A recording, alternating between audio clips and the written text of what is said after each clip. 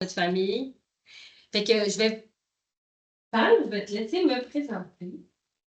Ouais, je vais te laisser me présenter comme ça, qui je suis pour la municipalité. Ben, pour la municipalité, donc la municipalité travaille en collaboration avec, on va dire, avec l'OBB pour un projet pilote depuis 3 ans bientôt. Donc, Edith est responsable du projet. La municipalité, on va dire, on est l'intermédiaire, on va dire. Donc, on porte le projet, mais les représentants, c'est avec elles, s'il y a des problèmes là, c'est avec elles que vous allez plus j'arrive. En espérant que personne n'ait de problème. Mais bon, le fond, ce projet-là a été réfléchi après une longue période de concertation avec beaucoup de propriétaires de puits, le ministère de l'Environnement et aussi les santé publiques. Et c'est une chaire de recherche de l'UQAR qui a commencé à côté ce projet-là et essayer d'aller chercher pour. Ils ont réalisé qu'ils se disaient, ben, il n'y a personne qui font les analyses d'eau de puits. Pourquoi personne n'analyse l'eau de leur puits? Parce qu'ils ont voulu, avec la santé publique, de se doter d'une vision plus sur la prévention des risques plutôt que d'aller vers le curatif. On a beaucoup axé sur le curatif. Puis, c'est pour ça que ce projet-là a été réfléchi pour essayer de inciter les gens à avoir plus un principe de précaution quand vient l'eau qu'on boit. Fait que je vais le plan de la présentation, en gros, je vais vous expliquer pourquoi faire analyser l'eau de son puits, qu'est-ce qui pourrait contaminer votre puits, quels sont les avantages de participer au projet, fait que comment on a réfléchi pour encourager plus de monde à participer au projet, quelles analyses faire et à quel moment, comment recueillir les échantillons pour ceux qui vont faire leur premier échantillonnage, et qu'est-ce que vous allez faire quand vous allez recevoir aussi vos résultats?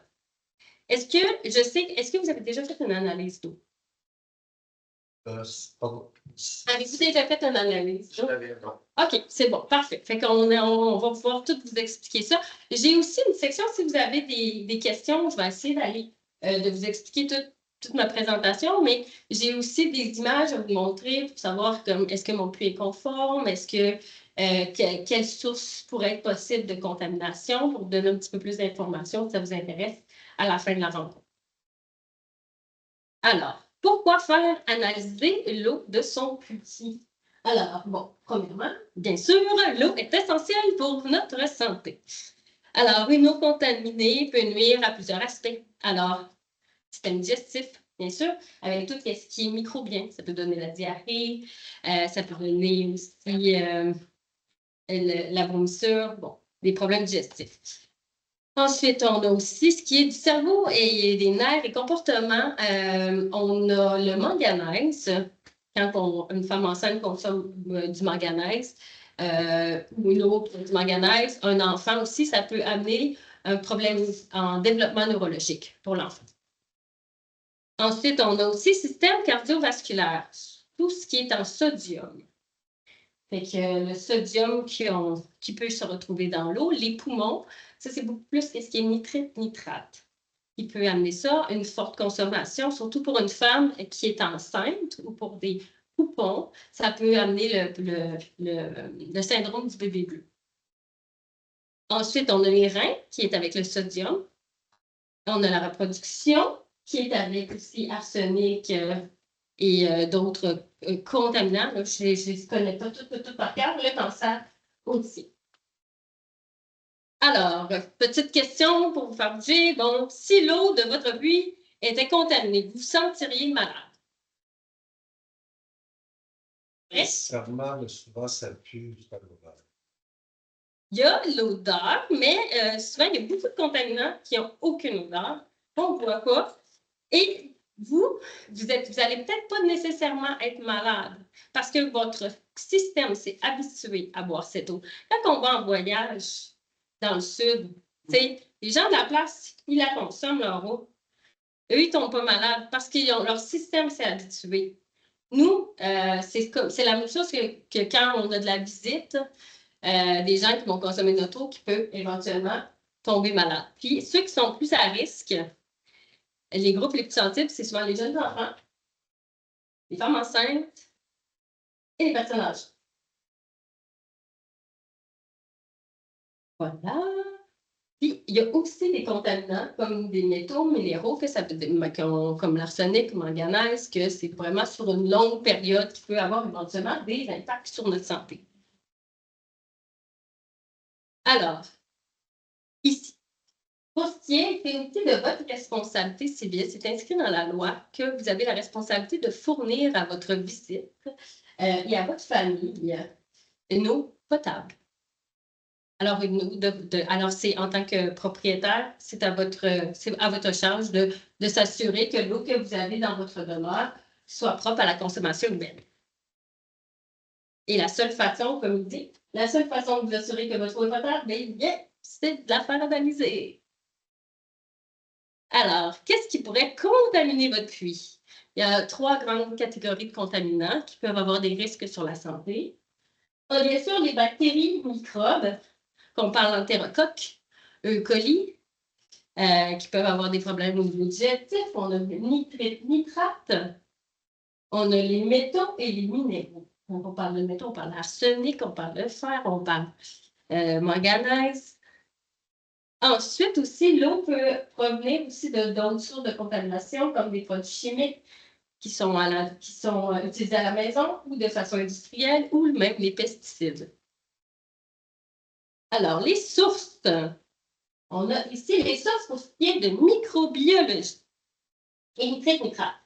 Les installations septiques défaillantes qui peuvent amener des nitrates et aussi des contaminations microbiennes, des anciens usages industriels du terrain, des activités agricoles, les jardins aussi, quand on met, du compost, là, puis des engrais de caca de poule aussi, là, ça peut amener certains contaminants. Les excréments d'animaux d'élevage ou de compagnie. Il y a eu des histoires aussi que des animaux faisaient leurs besoins autour du puits, qui était la source de contamination.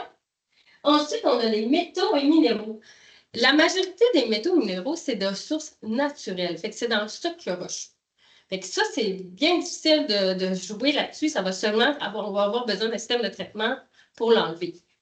Sinon, il y a aussi les sels de déglaçage. Et des fois, on n'a pas eu d'histoire encore dans la région, mais on a déjà entendu, il y a une région, un quartier, le quartier complet était contaminé au sel, au sodium, et on a fait le lien avec le MTQ, qui ont dû réduire la quantité de sodium qu'ils mettaient sur les routes. Puis des fois aussi, le sodium, quand on est... il y en a qui ont une alimentation restreinte en sodium à cause qui ont des reins problématiques. Eh bien, ceux-là doivent vraiment consommer moins de sodium. Puis même les adoucisseurs d'eau au sodium, ils viennent augmenter la quantité de sodium qu'il y a dans l'eau. Ça peut venir à des risques de santé pour ces personnes-là. Et d'autres sources de contaminants, bien sûr, des produits chimiques mal entreposés à la maison qui pourraient déverser sur le terrain. Alors, comment les contaminants peuvent-ils s'infiltrer dans votre puits? Alors, l'infiltration se fait aussi quand on a un puits en mauvais état. Fait que toujours s'assurer, c'est toujours bien de faire une vérification de son puits, voir si il y a de la rouille, si le couvercle il est bien mis. Il y a des racines d'arbres aussi, des gros arbres des fois qui ont des racines qui viennent percer comme des chaînes qui viennent fragiliser la structure du puits. Il y a des travaux d'excavation aussi qui viennent un peu shaker le sol avec le dynamitage. Ensuite, on a des événements comme une inondation, quand le couvercle du puits est enseveli d'eau, bien sûr. Ensuite, un incendie, ça vient brûler la tuyauterie. Ensuite, sécheresse aussi. Ça, la sécheresse, comment ça fonctionne? C'est quand on est... il n'y a plus de pression dans l'eau. Fait que si on a des moindres fissures, ça vient comme... Les bactéries ont plus tendance à rentrer parce qu'il y a de l'air, puis ils sont capables de rentrer. Tu sais, la pression, c'est la même chose pour une panne de courant. Quand il y a une panne de courant, il faut pas flusher la toilette, il ne faut pas utiliser d'eau, il faut garder la pression dans nos tuyaux. Dès qu'on enlève la pression dans les tuyaux, ben, s'il y a des petites fissures au niveau de votre tuyauterie, ben, ça peut être ça peut être une porte pour les contaminants. Il faut garder la pression pour s'assurer que tout reste à l'extérieur. Les fortes pluies, la fonte des neiges, vu que tout ce qui est fonte des neiges, la pluie, ben c'est là qu'on a plus de contact avec l'eau de surface qui va s'infiltrer. L'eau de surface, ça amène certains contaminants qui viennent éventuellement s'infiltrer dans le sol. C'est qu'il y a beaucoup de circulation d'eau. Fait qu'on vient, on amène la nouvelle eau puis on tasse la vieille, mais des fois, la nouvelle eau n'est pas toujours la plus propre. Alors, si vous avez un puits tubulaire artésien, un puits très profond, est-ce que votre eau peut être contaminée? Vrai ou faux? Alors, c'est faux! Ouais. Alors, votre eau, en tout cas, si vous avez un puits tubulaire très profond, votre eau ne peut pas être contaminée. Fait que c'est faux, parce qu'un puits tubulaire, c'est une brèche qu'on a faite dans le socle rocheux. Alors, ça reste quand même une autoroute, là, un chemin pour amener le contaminant. Puis, il y a aussi les contaminants. Je vais suivre la présentation, mais je vais trop vite. Il y a la structure du puits qui peut être endommagée, qui peut être problématique. Ensuite, il y a le tuyau entre le puits et la maison qui peut être aussi endommagé. Et il y a aussi, bien sûr, la roche peut contenir des contaminants naturels qui peut éventuellement amener une contamination. Et la pente du terrain. Tout à l'heure, je vous disais, est-ce qu'il y a un petit monticule? Fait que parfois, il y a des gens que ça vient faire comme une petite excavation. Fait que là, il y a toute l'eau de puits qui vient éventuellement autour du puits. Puis après ça, ben, ça s'infiltre. Ben, c'est cette eau-là, ben, éventuellement, va se diriger aussi dans votre puits. Puis après ça, vous allez peut-être la pomper. Alors, voilà. Un nouveau faux, là. Si votre fosse septique est neuve, vous a coûté 35 000 $, votre eau ne peut pas être contaminée. Vrai ou faux? Si on suit la tendance, c'est encore faux. Alors, d'autres sources de contamination sont possibles, comme le champ d'épuration qui est trop près de votre puits, celui du voisin. Il y a eu des cas que ça a déjà arrivé. Le fait aussi des fumiers d'engrais répandus à proximité de votre terrain. Il y a aussi, si vous habitez proche d'une terre agricole, c'est ton cas, est-ce que l'UPA, ils vendent des pancartes pour indiquer où est le puits? Si on va sur le site de l'UPA, puis ils vendent ces sortes de pancartes-là que tu viens installer pour avertir le producteur qu'il y a un puits là, puis il est obligé de ne pas épandre à 30 mètres. Ça va le chemin. Ben là, il va falloir au moins ça, si tu le vois en train de faire l'infraction, ben, il y a une preuve qu'il savait, qu'il l'a vu. Là. Fait que comme ça me protège. Fait ici, il y a les animaux de compagnie aussi qui peuvent faire leurs besoins près du puits. Et bien sûr, les métaux aussi, qui sont de sources naturelles. Alors, les avantages de participer au projet Mon eau, mon puits, ma santé. Pourquoi? Fait comme je vous ai dit, c'est un projet dont le but, c'est d'inciter les gens à intégrer le principe de précaution, de s'assurer de l'eau qu'ils boivent pour éviter que les gens tombent malades. Puis, on a réalisé qu'il y avait des freins quand même. Les gens n'ont pas tendance à faire analyser l'eau de leur puits parce qu'il y a des freins. Il y a aussi certains freins, c'est certaines croyances qu'on a de croire que parce que c'est souterrain, on ne le voit pas, bien on croit que notre eau, elle est limpide, elle est belle, elle sent bon, fait qu'on n'a pas de problème. Bien, ça, par moment, des fois, il y a des contaminants. L'arsenic, ça n'a pas d'odeur, ça n'a pas de goût, pour se dire, là, il n'y en a pas beaucoup dans la région. Là, on en a quelques cas, mais c'est très, très, très, très rare. C'est que je serais surprise même si à date, on n'en a pas vu. C'est seulement des études qui ont été faites. Ensuite, pour réduire les contraintes logistiques et financières, parce que là, le fait d'aller chercher son kit à l'apocatière ou à Québec, puis d'aller le reporter à l'apocatière à Québec, ça, pour beaucoup de gens, c'était un frein, parce que c'est quand même loin, ça prend du temps. Alors, après ça, il y a aussi la contrainte financière. C'est des analyses qui sont quand même assez coûteuses. Fait qu'on essaie de réduire certains freins pour rendre plus accessible l'analyse. Et ensuite, il y avait aussi un frein d'interprétation des résultats. T'sais, on reçoit des résultats, mais on ne sait pas c'est quoi la norme, est-ce que c'est hors norme, est-ce que c'est potable. Là, tu vois, les fiches d'analyse qu'on a conçues, on les a modifiées avec le laboratoire pour qu'ils soient plus accessibles, là, pour savoir s'ils sont potables ou non potables. Parce qu'avant, c'était juste des chiffres. Oui, c'était juste des chiffres. Donc là, il fallait que tu ailles fouiller, toi, sur le site du ministère pour savoir si c'était correct ou si c'était pas correct. Fait que c'était quand même... fait qu'on l'a essayé d'améliorer et de le rendre plus accessible. Et le dernier, parce que, comme je vous dis, c'est un projet pilote.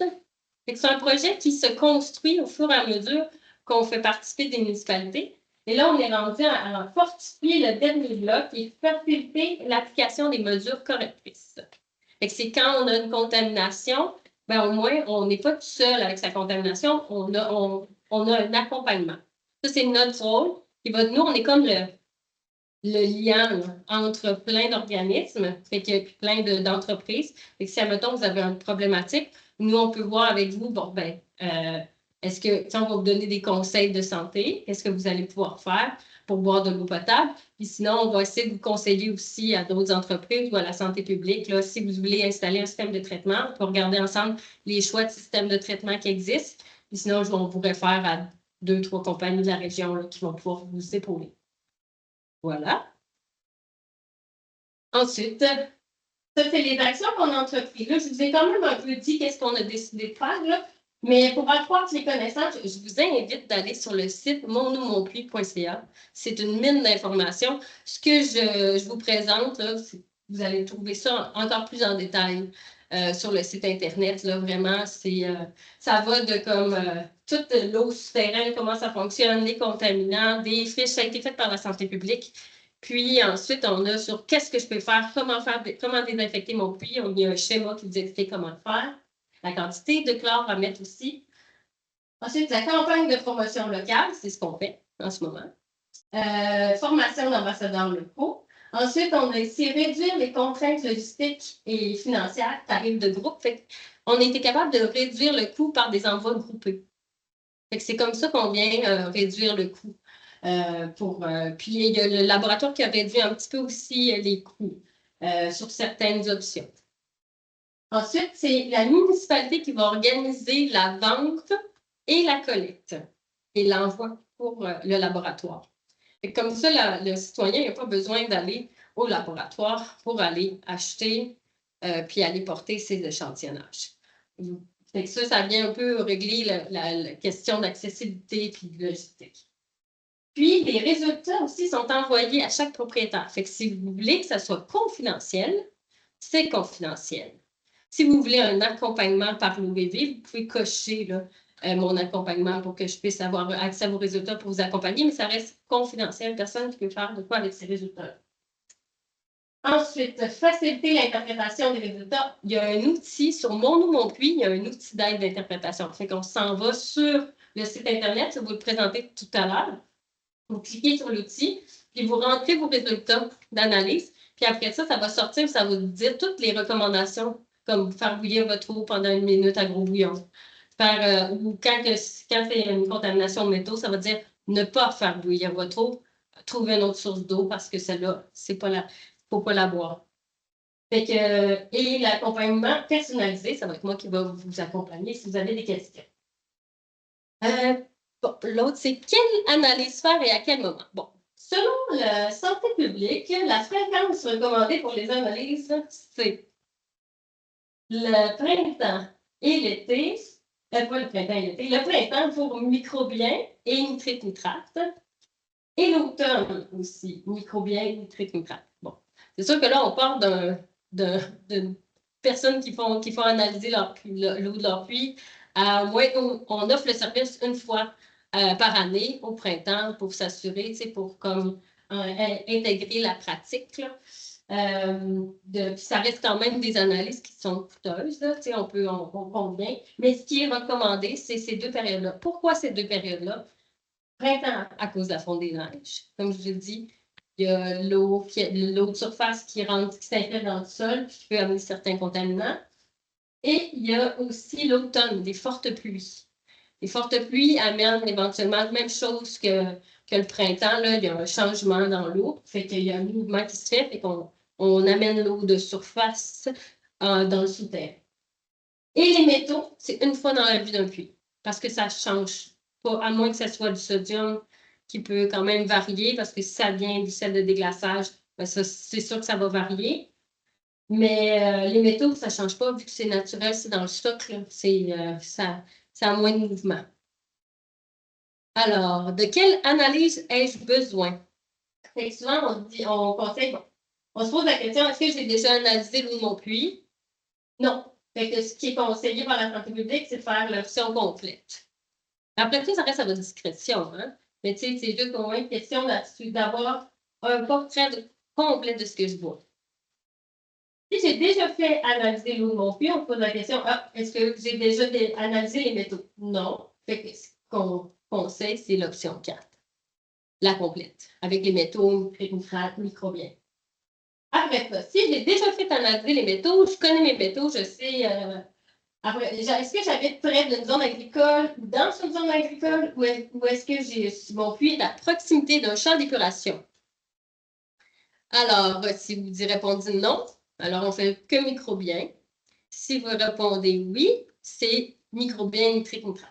Nous, ce qui est recommandé, parce que vu que vous êtes quand même à Lillet, vous êtes en aval des bassins versants, il y a beaucoup de terres agricoles qui sont en amont, fait qu'on conseille l'option 2 en général pour la région. Puis, ouais, c'est ça reste à votre discrétion. Là. Après ça, c'est les coûts aussi qui viennent jouer. Mais c'est quand même, c'est important de se dire, on fait attention à ce qu'on mange, on fait attention, on veut rester en santé toute notre vie. Il y en a qui vont consommer bio, qui vont consommer.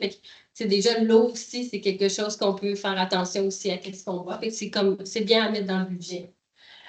Autre moyen où il est recommandé de faire analyser l'eau de son puits. Comme je vous ai dit tout à l'heure, il y a l'art, on en avait parlé, là, quand on dit qu'il y a des goûts, des odeurs, des couleurs. C'est sûr que ça vous fait pas bon signe. Puis, tu sais, je vais dire aussi pour ceux qui ont des lampes UV, pour enlever tout ce qui est microbien, mais dès que l'eau change de couleur, la lampe ne fonctionne pas très bien. Elle ne va pas tuer toutes les bactéries. Parce que le rayon UV n'est pas capable de passer au travers de l'eau. Alors, après certains événements, des inondations, bien sûr, il peut y avoir des sécheresses, les gels, des bris de tuyaux, les feux, comme on en a parlé tout à l'heure, les pannes d'électricité, ça, c'est toutes des situations qui sont recommandées de faire une analyse après. Alors, vrai ou faux? Ça, c'est une ancienne recommandation de la santé publique des années à peu près 70-80. Si je désinfecte mon puits chaque année à l'eau de Javel, de façon préventive, je n'ai pas besoin de faire analyser mon eau.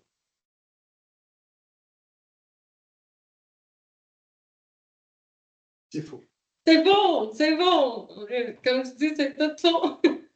Il est plus recommandé de faire. Pourquoi il est plus recommandé de faire? C'est que quand on fait une désinfection, souvent, on va conseiller de faire une analyse à peu près 1 à 2 semaines après.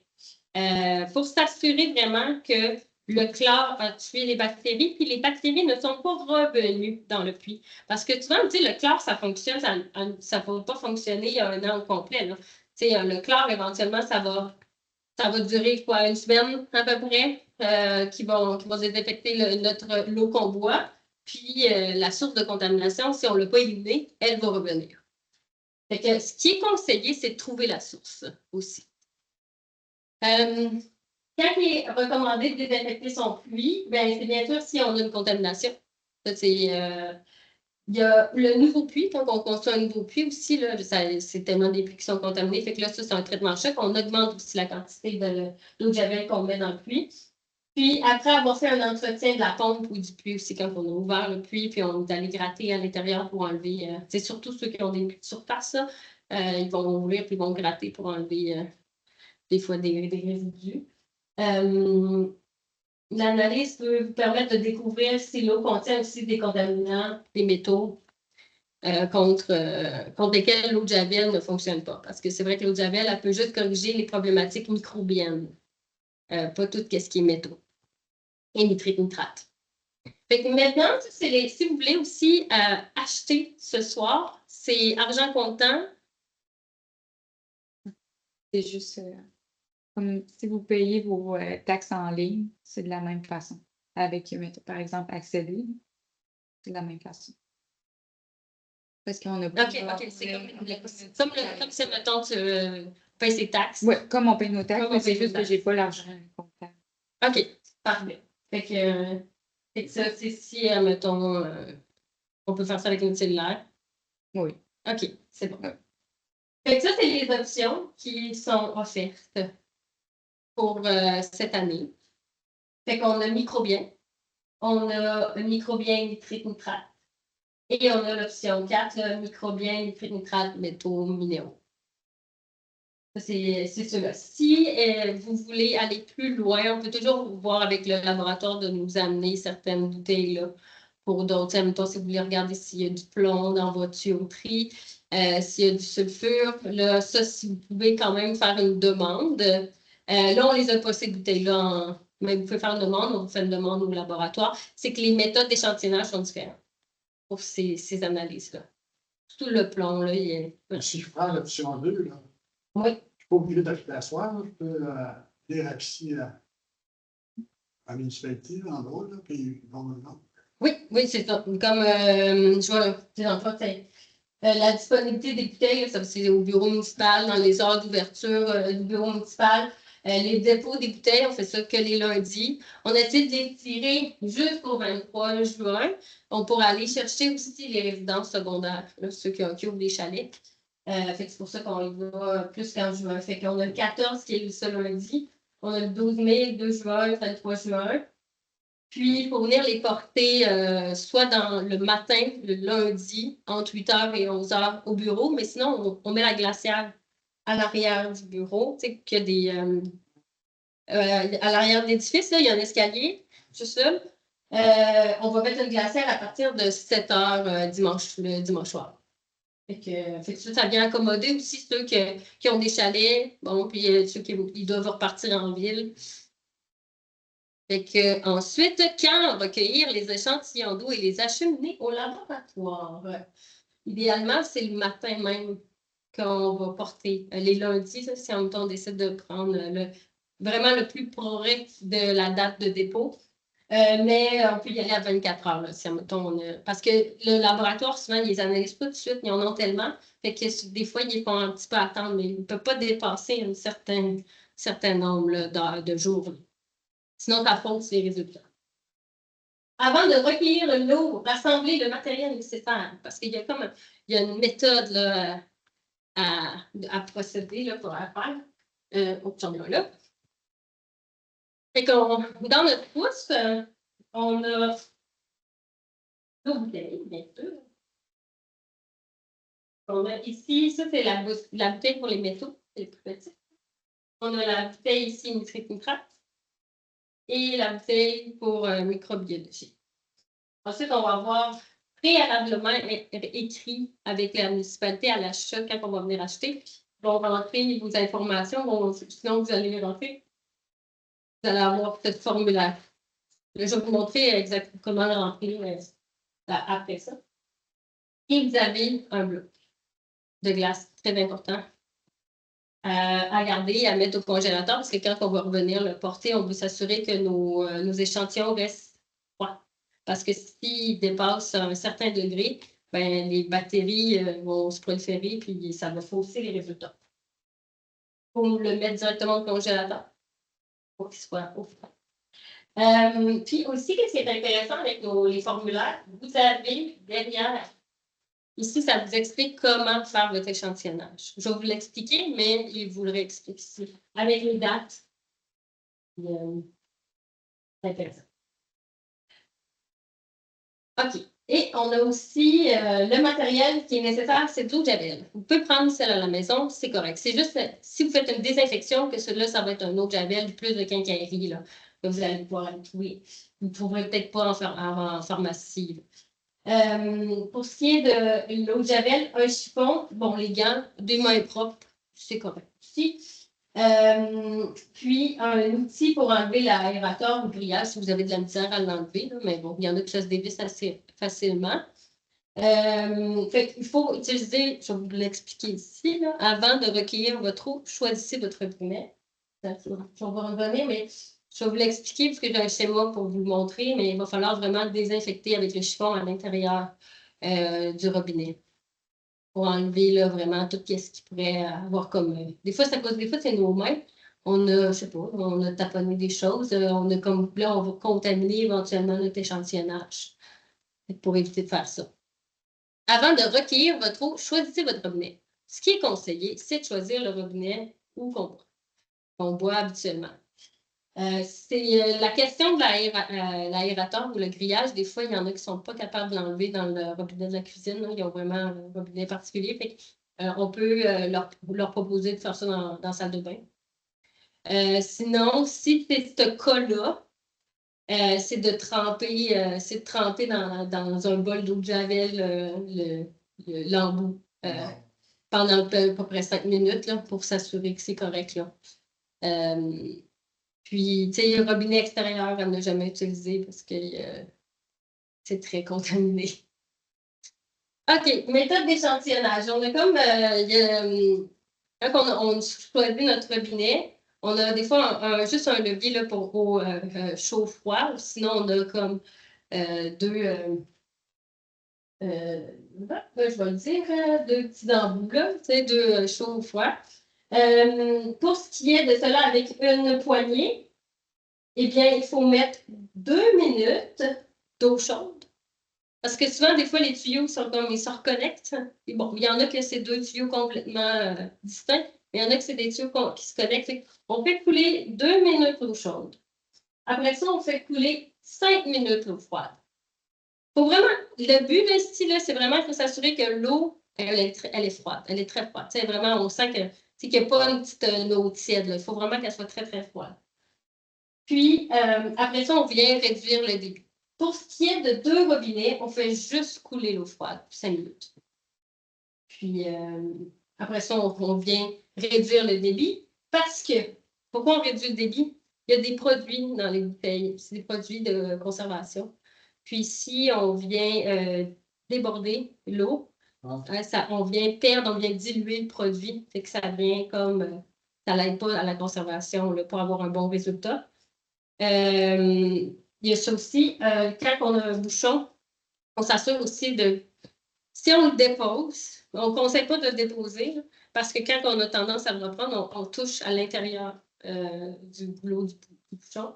Fait qu'on vient contaminer avec nos doigts. Fait que tout ça, on le garde dans nos mains, on s'assure que ça arrête ici, on le remet le tour est joué. C'est un peu ce que j'expliquais là. C'est comme eux disent de garder le bouchon dans vos mains. Assurez-vous que c'est au coude de la bouteille. Ne pas faire renverser. Puis après ça, directement, le mettre au frigidaire. Jamais au congélateur, au frigidaire.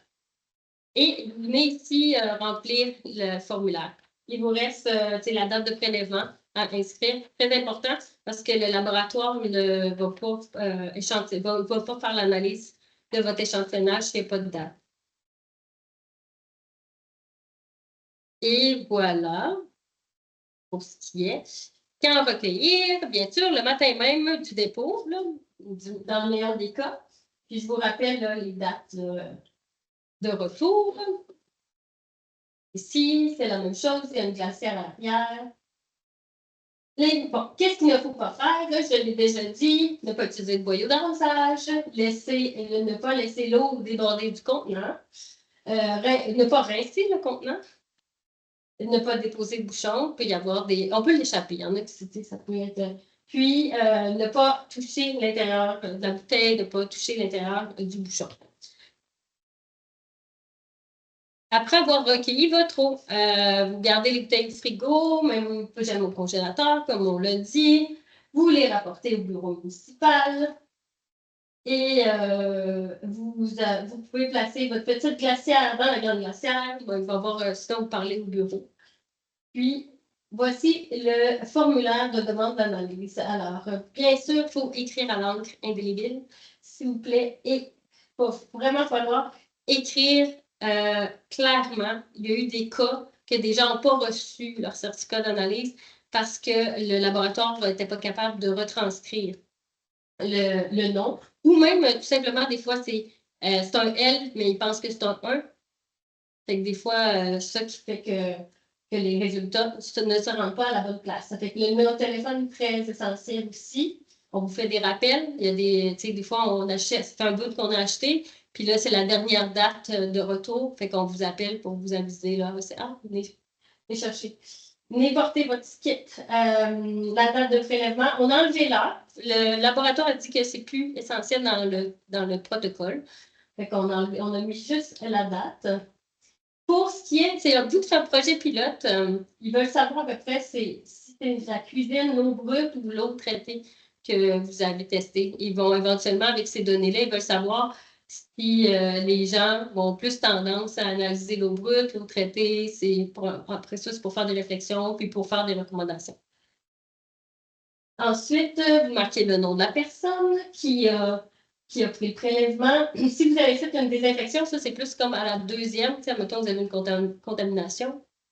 Vous devez faire une deuxième analyse. Vous avez fait une désinfection. Vous marquez juste la date de votre désinfection. Il ne faut pas qu'elle soit trop proche. Il ne faut pas que l'analyse soit trop proche de la date de désinfection. Sinon, ça fausse un peu les résultats parce que c'est de l'eau chlorée. Puis, on coche. OK. Ensuite, vous avez aussi une partie accompagnement. Et que vous pouvez cocher, j'autorise la municipalité à recevoir mes résultats, mais il y a aussi, j'autorise l'OBV à avoir vos résultats. Fait que si vous voulez avoir de l'accompagnement, s'il y a une contamination, vous voulez aller plus loin, vous allez avoir plus d'informations, bien là, c'est là que vous cochez mon nom, mon adresse. Comme ça, moi, j'ai accès à vos résultats, mais ça reste confidentiel. Mais vous m'avez en CC, fait que vous pouvez tout de suite me contacter. Sinon, la municipalité peut vous donner mon adresse, mon nom. Si c'est un cas super extrême, mon numéro de téléphone. On peut essayer de se prendre un rendez-vous puis essayer de voir ensemble qu'est-ce qu'on pourrait faire, c'est quoi la prochaine date. Alors, et ensuite, on signe et on met directement dans un sac Ziploc. On a un sac Ziploc, c'est pas pour rien, c'est pour éviter la condensation qui vient enlever l'encre sur le formulaire et qu'on ne soit plus capable de lire. Que faire quand vous recevez vos résultats? Bon, c'est l'outil qui existe. On arrive bientôt à la fin. On arrive bientôt. Il y a quelle heure à peu près? Tu peux aller plus vite puis comment remplir des formulaires, on verra. C'est long à faire un peu. Ben, vous aussi. D'informations. Continuez. On arrive bientôt à faire. Ça a pris quoi, 45 minutes environ? Oui, c'est ça, c'est 45 minutes, c'est pas si pire. Alors, si vous recevez votre certificat d'analyse, vous allez avoir votre liste de contaminants. Monsieur, si vous pouvez rester, si vous voulez. Continuez. OK, d'accord. Je ne veux pas non plus, si vous sentez que vous voulez partir, vous pouvez partir aussi. Là. Vous êtes là avec volontariat aussi. Là. Alors, vous avez les résultats qui sont dans une colonne ensuite, et vous avez aussi la norme. C'est la 4e colonne en rose, c'est la norme. Là, on voit que ce résultat-là est hors norme. On va pouvoir le rentrer dans l'outil que vous allez trouver sur le site Mon eau, mon puits. Et vous allez pouvoir cliquer sur « Outils d'aide » pour comprendre les résultats. Et ensuite, ça va vous demander de cliquer ici. Alors, vous cliquez, vous acceptez les conditions. C'est confidentiel. Après avoir cliqué, vous rentrez vos informations, ça va tout de suite les effacer. Ensuite, vous pouvez remplir les données. C'est vraiment, là, on marque, bon, on a 0 coliforme totaux dans mon résultat. J'ai 0 E. coli, j'ai 3 entérocoques. Ça, c'est comme, puis après ça, ça va nous donner des recommandations, ça va nous dire, la première chose qui va popper en premier, c'est si c'est un risque direct pour votre santé. Ça va être en rouge, puis ça, c'est vraiment santé pour tous. Ça. Ils vont vous dire, arrêtez de consommer votre eau et ils vont vous dire, c'est quoi les recommandations à faire. Puis ensuite, le deuxième, ça va être risque pour la santé pour les personnes plus vulnérables. Après ça, ça va être attention. Il y en a que ça va être à surveiller. Puis il y en a qui vont marquer conforme. Et voilà, comme un peu ça, c'est l'exemple pour montrer comment ça va apparaître sur le site. Il y a des recommandations qui sont faites. Là. En général, vous allez pouvoir explorer l'outil sur le site Mon eau, mon puits. Puis, c'est ça, c'est là que vous allez pouvoir avoir beaucoup plus d'informations. C'est vraiment un peu... c'est vraiment une belle mine d'informations, là, si vous voulez aller chercher plus d'infos. Alors, voilà. Puis, c'est pas mal ce qui est arrivé à notre fin. J'ai déjà parlé du corridor d'accompagnement. Si vous avez des questions... dans le fond, la municipalité peut vous mettre en contact avec moi. Si vous cochez mon nom, vous avez mon adresse courriel, vous me contactez. J'ai donné aussi des cartes à la municipalité si vous avez des questions. S'il y a des questions en risque pour votre santé, si vous inquiétez sur, mettons, vous avez un résultat et vous vous inquiétez pour votre santé, on va vous donner le contact de la santé publique qui va pouvoir répondre à vos questions. Si c'est pour trouver les sources possibles de contamination, puis savoir, mettons, qu'est-ce que je fais? Est-ce que je vais faire? Est-ce que j'inspecte mon puits? Est-ce que je vais chercher une entreprise pour un système de traitement? On peut regarder ça ensemble. Je peux vous donner ceux de la région, là, des noms de la région. Puis le laboratoire peut vous aider aussi si vous avez des problèmes pour désinfection de puits. Ils sont capables de répondre à vos questions. Nous aussi, on est capable de répondre à vos questions là, pour être capable de faire une désinfection de puits. Puis voilà, pour ce qui est du corridor d'accompagnement. C'est terminé. On est arrivé à la fin. On a survécu. Est-ce qu'on peut trouver ça ici, à part ce soir, dans la municipalité? Oui, ça fait que dans le fond, dès demain jusqu'au 21. À l'accueil de la municipalité? À l'accueil, dans les heures d'ouverture de la municipalité. Vous travaillez pour Agro-Envirolab, c'est ça? Non, moi, je travaille pour un organisme de bassin versant. Agro-Envirolab, c'est le laboratoire. OK. Pam travaille pour la municipalité. OK. Et vous travaillez pour? Un organisme de bassin versant. Le bassin versant. Oui, un organisme, nous, dans le fond, on chapeaute la coordination de toute la gestion intégrée de l'eau. Dans le fond, vu que l'eau est un patrimoine collectif, on fait la rivière on part de la rivière Boyer, on a le ruisseau de l'église dans Beaumont. On a la Boyer, toute la rivière du Sud, le gros bassin versant de la rivière du Sud qui inclut plein de petits sous-bassins. On a la Tortue, Port-Joli, Ferré, on arrête à Ferré. Avez-vous déjà pensé à faire un article que vous pourriez publier dans le journal local pour informer de cela? Ah oui, on le fait. On le fait, mais des fois, les CE, des fois, ils ne publient pas tout le temps. Ah, je vous dirais, moi, je travaille sur le journal de Hublot. Oui. Parce que c'est une genre d'affaire, dans le fond, si les gens, surtout que vous dites que vous faites une promotion, disons, un projet pilote, on va l'appeler comme vous, pendant un mois et demi, fait qu'il y en a qui sont intéressés, c'est facilitant.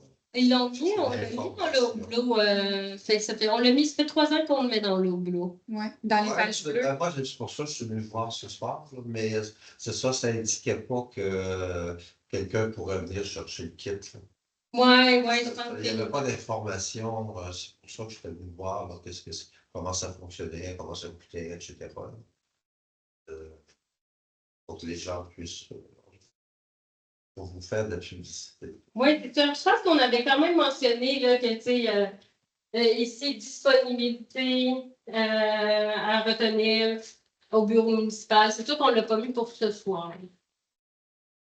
Moi, je pense qu'il y avait comme, il y a deux places qu'il y a comme manqué cette petite information-là. On l'avait mis, je pense, sur le Facebook, mais on ne l'avait pas mis. Voilà. Merci beaucoup. Et merci à vous. Merci. Je ne sais pas si vous avez des questions pour vous voulez faire des achats.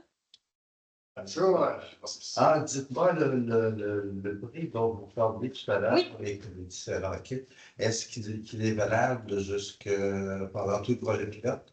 Oui, il est valable. Ben, pour le projet pilote arrive à sa fin.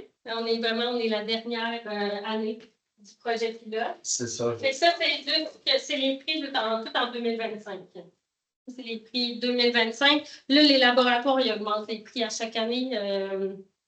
Fait que là, c'est ce qu'on a pour cette année. Puis après ça, ben là, ça va être. Nous, on a fait un accompagnement pendant 3 ans. Après ça, ça va être dans les mains de la municipalité. Là, on est comme à la fin là, du projet. Merci. Ça fait plaisir. Vous, on peut vous donner. Est-ce qu'il y en a en bas? Hein? Non, je me demande si c'est parce que dans le Hugo, ce journal, il y a des gens qui font de la publicité. On paye, puis c'est avec ça que le journal fonctionne. Ou d'autres, c'est des articles d'intérêt public, de toutes sortes d'opinions. Oui. Comme une chronique. Comme une chronique, c'est ça. Ouais. Ça pourrait être une chronique. Le bassin versant participe à un projet pilote, vous présentez, puis puis on a 100 affichages à gauche page. Ça en fait la promotion des prix, d'indiquer que le projet, puis c'est facile de trouver. Là. Oui, comme un communiqué. On avait déjà fait un. C'est beaucoup lu, hein? Oui. C'est beaucoup lu. Oui. On avait fait un communiqué. Bien là, c'est sûr qu'on est comme dans la 3e année. Fait que, je pense que les 2 premières années qu'on avait fait la soirée, il y avait une 30aine de personnes. Puis je pense que vu que c'est comme une soirée, c'est la 3e fois qu'on le fait, c'est normal que ça a peut-être moins le monde sont déjà venus et ceux que ça intéressait. Mais oui, je pense qu'on peut prendre ça en note. Non, parce que chaque quelques années, je suis dans le coin, ça prend la fois que je le voyais. Oui. Puis avant, ça m'intéressait pas. C'était la curiosité. Oh, Merci. Je vous remercie beaucoup. Merci beaucoup. Ah, ça vient de